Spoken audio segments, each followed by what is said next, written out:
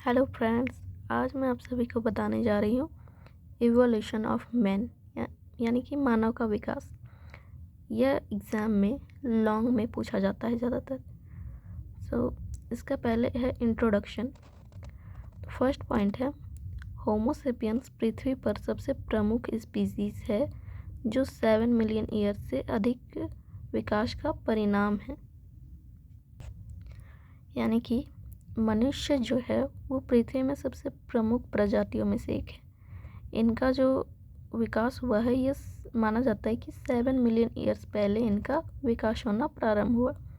मानव विकास के निशान जीवाश्म अभिलेखों और मॉर्फोलॉजिकल, फिजियोलॉजिकल और एम्ब्रियोलॉजिकल स्टडीज़ के माध्यम से प्राप्त किए गए हैं।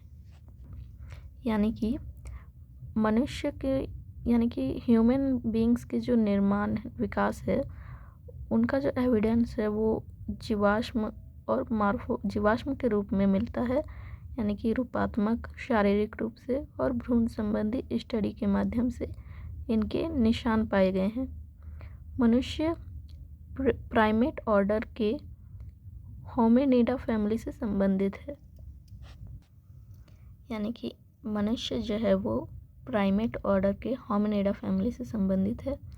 ऐसा माना जाता है कि मनुष्य के प्रथम पूर्वज अफ्रीका में उत्पन्न हुए थे तथा अंततः यूरोप, एशिया और शेष विश्व की तरफ माइग्रेट कर गए। यानी कि ऐसा माना गया है कि मनुष्य के जो प्रथम पूर्वज है वो सबसे पहले अफ्रीका में पाए गए थे। उसके बाद वे यूरोप और एशिया तथा बाकी विश्व में चले गए, यानी माइग्रेट कर गए। Process of human evolution process में चेंजेस की एक सीरीज शामिल थी, जिसके कारण स्पीसीज या तो पर्यावरण के अनुकूल हो गए या विलुप्त हो गए। मनुष्य की उत्पत्ति के कई चरणों से हुई है।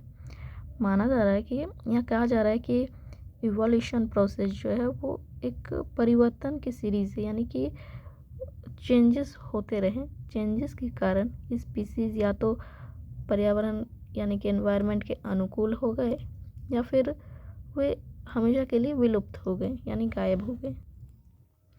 मनुष्य की उत्पत्ति इन्हीं 4 चरणों में हुई है। पहला है ड्रायोपिथेकस, दूसरा है Australopithecus, third Homo habilis, fourth homo erectus and fifth homo sapiens. First है ड्रायोपिथेकस। यह मनुष्य का सबसे पहला ज्ञात पूर्वज है। वे अमेरिका, एशिया और यूरोप के कुछ भागों में पाए गए थे। मनुष्य का विकास इन्हीं से शुरू हुआ है। ड्रायोपिथेकस के बाद ऑस्ट्रेलोपिथेकस आया। दूसरा है ऑस्ट्रेलोपिथेकस। ये 1.2 मीटर लंबे थे और सीधे खड़े होकर चल सकते थे।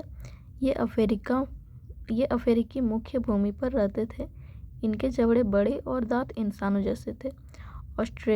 ऑस्ट्रेलोपिथेकस जो है ये 1.2 मीटर लंबे होते थे और ये सीधे खड़े होकर चल सकते थे और ये अफ्रीका में जो है पाया गया था मुख्य रूप से, और इनके जबड़े बड़े और इंसानों जैसे दांत पाए गए थे।